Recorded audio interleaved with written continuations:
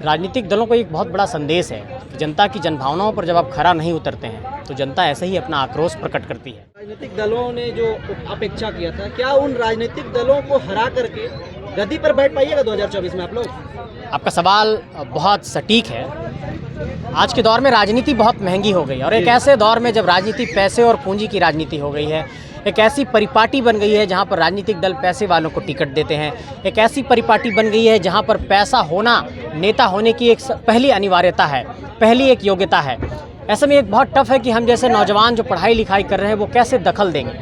मुझे लगता है कि जब एक ऐसी रैली जो सिर्फ आह्वान पे जहाँ पर लोग पहुँच जा रहे हैं, हज़ारों हजार लाखों की संख्या में लोग पहुँच रहे हैं, अगर हम लोगों ने कहा है कि हम लोग चुनावी राजनीति में जाना चाहते हैं और जिस अधिवेशन में इस बात का ऐलान हुआ उस अधिवेशन के बाद ये पहली सभा थी। और आपने गौर किया होगा कि आमतौर पर जब कोई राजनीति में जाने का ऐलान करता है तो भीड़ उससे कट जाती है, फट जाती है। वो भीड़ कहती कह रहे नहीं, ये लोग तो राजनीति करने लगे, पहले तो आंदोलन कर रहे थे। लेकिन आपने इस बात का शायद गौर किया होगा कि इसके ऐलान के बाद भी कि हम लोग चुनावी राजनीति में जा रहे हैं, उसके बावजूद भी जनता का सैलाब यहाँ पर उमड़ा है, जनसैलाब उमड़ा है। ये इस बात की गवाही है कि झारखंड की जनता जाग गई है और झारखंड की जनता परिवर्तन को लालायित है। और मुझे लगता है कि ये परिवर्तन हो जाएगा जिस तरीके से। और लोग सोचते होंगे कि हम लोग पॉलिटिकल स्ट्रैटेजी पे, राजनीति के रणनीति पर, सामाजिक इंजीनियरिंग पर, सोशल इंजीनियरिंग पर कितना खरा उतर पाएंगे। हम ये आपको कहना चाहते हैं कि हम लोग पास हर तरह के चेहरे हैं। सामने देखिए मनोज यादव जी हैं, कितना संघर्ष किया इन्होंने छात्र राजनीति में। कई ऐसे चेहरे हैं जो लगातार झारखंड की राजनीति में दखल देने के लिए आप लोगों को ये दिखाई पड़ेगा कि जब 24 में लोग अपने उंगलियों पर नीली स्याही लगाएंगे तो ऐसे नौजवान जो झारखंड की लड़ाई लड़ रहे हैं उनको जनता स्याही लगा करके वो बूथ के कमरे से बाहर आएगी। ये हम आपको कहना चाहते हैं। क्या गारंटी है जिस तरह से अभी भी जो सरकार में, मौजूदा सरकार में जो बैठे हैं कुर्सी पे, वो भी माटी पुत्र हैं, बिल्कुल, और आप लोग भी माटी पुत्र हैं। जनता को तो ये आश्वासन दे रहे हैं आप लोग कि हम लोग उससे बेहतर करेंगे। कैसे जनता ये चीज को मानेगी? देखिए, माटी पुत्र होना और पॉलिटिकल डायनेस्टी को रिप्रेजेंट करना दोनों दो अलग चीज़ें हैं। जब आप राजनीतिक वंशवाद को रिप्रेजेंट करते हैं तो आप माटी पुत्र कहला सकते हैं एक झारखंडी होने के नाते। लेकिन जो संघर्ष विनोद बिहारी महतो जी ने किया, जो संघर्ष गुरु जी ने किया, शिबू सोरेन जी ने किया, 4 फरवरी 1973 को जब ये पार्टी बनी थी झारखंड मुक्ति मोर्चा, तो इन सपनों के साथ बनी थी कि झारखंड के लोगों को हक और अधिकार मिलेगा। बेशक हेमंत सोरेन जी नेता हो सकते हैं अपने पार्टी के, झारखंड के लोगों ने उनको नेता माना भी है, तभी तो उनको जनसमर्थन मिला 2019 में। लेकिन 2019 में समर्थन मिलने का एक बहुत बड़ा विशेष कारण था कि जो उन्होंने अपने पॉलिटिकल मैनिफेस्टो में, इलेक्शन के मैनिफेस्टो में जो जाहिर किया था कि 1932 के आधार पर स्थानीय नीति को हम परिभाषित करेंगे, वो झारखंड में नहीं हो पाई। हम बार बार ये कह रहे हैं कि सरकार ने कोशिश की लेकिन कोर्ट में कहते हैं गवर्नर ने उसे रिजेक्ट कर दिया। ऐसे में एक सवाल बनता है कि अगर फिर डुमरी बाई इलेक्शन से ठीक पहले आप इस सभा में ऐलान करते हैं, एक सभा में, कि हम 1932 पर अड़िग हैं, 1932 हमारा मुद्दा था, मुद्दा है, रहेगा। हम ये कहना चाहते हैं कि मुद्दा था, मुद्दा है, मुद्दा रहेगा नहीं। मुद्दा कैसे खत्म होगा, सॉल्यूशन कैसे होगा, इस पर सरकार पर स्टैंड क्लियर करे और तब हम जानेंगे कि 1932 के आधार पर सरकार ने एक ठोस नीति बना दी है। तो 1932 के लिए जब डुमरी के बाई इलेक्शन में फिर से हेमंत सोरेन ने खुद बहस छेड़ा है माननीय मुख्यमंत्री जी ने, तो ये देखने वाली बात होगी कि बाई इलेक्शन में वो क्या करते हैं। आप 1932 का बात करते हैं, 1932 का आपके जो अभी सत्ता दल के नेता लोग हैं वो भी बात करते हैं, और 1932 के अलावा कोई बेरोजगारी पे बात नहीं करता है, कोई महंगाई पे बात नहीं करता है। कौन वो बात करेगा? किसकी दायित्व है ये? हम लोगों ने लगातार बेरोजगारी पर बात किया। झारखंड में 4,64,000 सृजित पद हैं, सरकारी जो सृजित पद हैं उसमें 2,85,000 पद खाली हैं। हम लोगों ने सरकार को कहा कि इस बेरोजगारी को मिटाने के लिए 3rd और 4th ग्रेड की अगर नौकरियों को समाप्त करना है तो आपको सबसे पहले ये प्राथमिकता सूची तय करनी होगी कि झारखंड की नौकरियों में झारखंड के लोगों को प्राथमिकता मिले।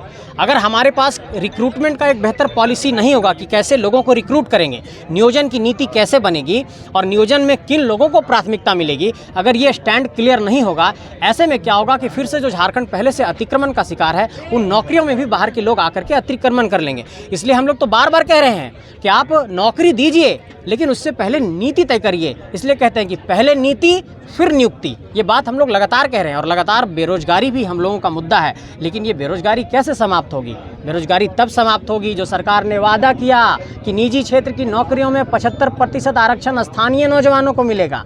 तो सरकार ये रिव्यू करे ना कि सरकार का जो ये कह सकते हैं कि श्रम विभाग का जो कार्यालय है जिला स्तर पर, वो एक सूची कलेक्ट करे पहले कि उसके इलाके में जो खान खनन स्टील की कंपनियां चल रही हैं, जो निजी कंपनियां वहां पर स्थापित हैं, क्या उसमें नौजवान 75% स्थानीय युवा काम कर रहे हैं, स्थानीय नौजवान काम कर रहे हैं। सरकार अपना रिव्यू कर ले, सरकार अपना रिपोर्ट मंगा ले।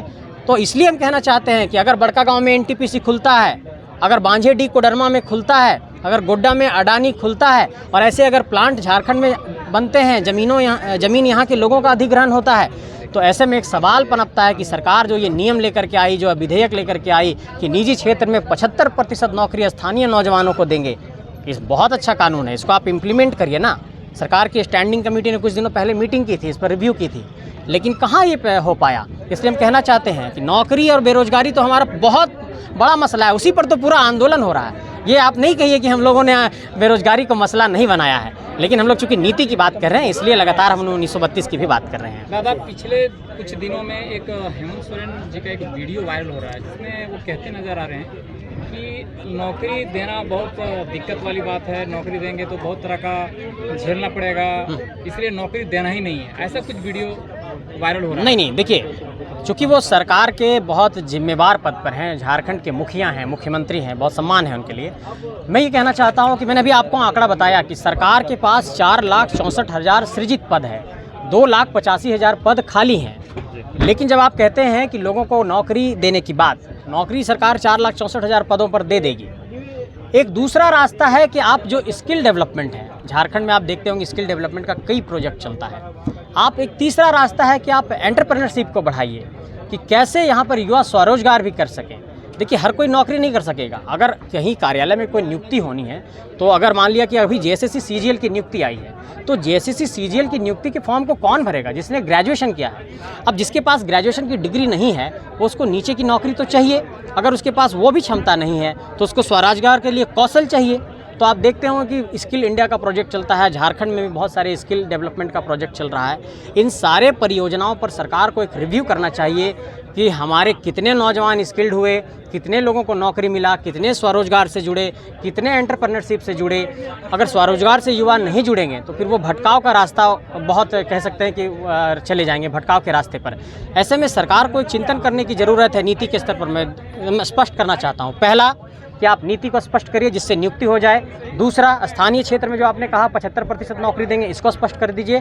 तीसरा, कि जो आप कौशल विकास की बात कहते हैं, उस पर आप थोड़ा गंभीरता लाइए। ये 3 मसलों पर मुझे लगता है कि झारखंड के 10-15 लाख युवा एंगेज हो जाएंगे और नौकरी उनको मिल जाएगी। दादा, एक चीज़, नियोजन को लेकर 6 महीने से आंदोलन चल रहा था।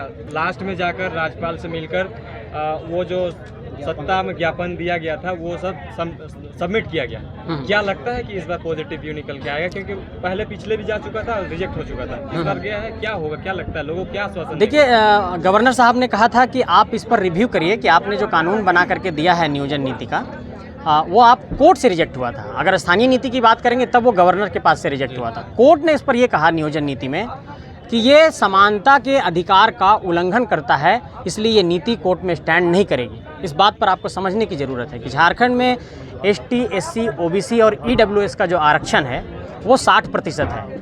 अगर OBC कहती है कि 27% का आरक्षण दीजिए, तो ये आरक्षण 73% हो जाता है। सुप्रीम कोर्ट का जजमेंट कहता है कि आरक्षण 50% से अधिक नहीं होना चाहिए, और चूंकि EWS का आरक्षण जुड़ा है तो ये 60% हो जाता है। ऐसे में सरकार ये कहती है, इस बात का हवाला देती है कि अगर हम नीति ये बनाएंगे तो ऐसे में कोर्ट पर स्टैंड नहीं करेगा, इसलिए इन्होंने 60-40 की फिर बाद में नीति ले आई, और उसके बाद जो पहला नीति था वो रिजेक्ट हो गया था।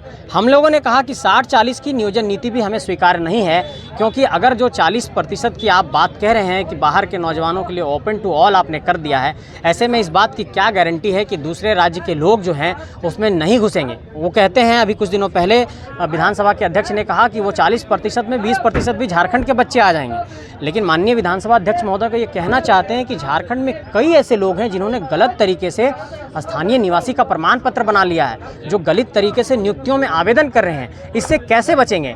इसलिए इस बात पर कोई एक रास्ता निकालिए कानूनी तौर पर, विधिक तौर पर, कि कैसे झारखंड के नौजवानों को प्राथमिकता मिले, और ऐसे जो 3rd और 4th ग्रेड की नौकरी है उसको कम से कम 90-10 तक ले जाइए। कम से कम 10% आप खुला रखना चाहते हैं, कोई बात नहीं, लेकिन 90% का हक झारखंड के नौजवानों को मिले, ये बात हम लोग कह रहे हैं लगातार। संजय मेहता, आप पहले भी चुनाव लड़ चुके हैं। जी जी। इस बार क्या गारंटी आप निकल करके विधानसभा में पहुंच जाइएगा? देखिए, चुनावी राजनीति एक अलग राजनीति है, मुद्दों की राजनीति एक अलग राजनीति है। चुनावी राजनीति जनता पे डिपेंड करती है कि जनता क्या निर्णय लेगी, जनता आपको वोट देगी कि नहीं देगी। आपने देखा होगा कि इस देश के भीतर कई बड़े आंदोलनकारी हैं, कई स्कॉलर हैं जो बहुत अच्छी बातें करते हैं, लेकिन चुनावी राजनीति में सफलता नहीं मिली। योगेंद्र यादव इसके बहुत बड़े एग्जाम्पल हैं। वो बहुत अच्छे स्कॉलर हैं, बहुत मुद्दों पर बात रखते हैं। मेरा कहना है कि चुनावी राजनीति में आपको जनता के साथ खड़ा होना होता है, जनता के मुद्दों के साथ खड़ा होना होता है। हम लोग चूंकि जनता के मुद्दे के साथ खड़े हैं, हम लोग लगातार लड़ाई लड़ रहे हैं 23 दिसंबर 2021 से 16 जुलाई 2023 की तारीख तक, जिस वक्त आप इस वीडियो को रिकॉर्ड कर रहे हैं। हम लोग लगातार सड़क पर संघर्ष कर रहे हैं, लगातार हम लोग आंदोलन कर रहे हैं, लगातार अपनी बात रख रहे हैं। और इस बात का पूरा भरोसा है कि झारखंड की 3.25 करोड़ जनता, झारखंड के 32,623 गाँव, झारखंड के 464 ब्लॉक, झारखंड के 24 जिले और झारखंड के 5 प्रमंडल, सभी हम लोगों को साथ देंगे और झारखंड में बदलाव की राजनीति को एक नया आयाम मिलेगा, ये भरोसा। छोटा सा सवाल जी, संजय मेहता लोकसभा या विधानसभा? संजय मेहता माटी की सभा की बात करेगा, ग्राम सभा की बात करेगा, लोकसभा विधानसभा जनता तय करेगी। चलिए, बहुत बहुत धन्यवाद तमाम खास बातचीत करने के लिए। धन्यवाद।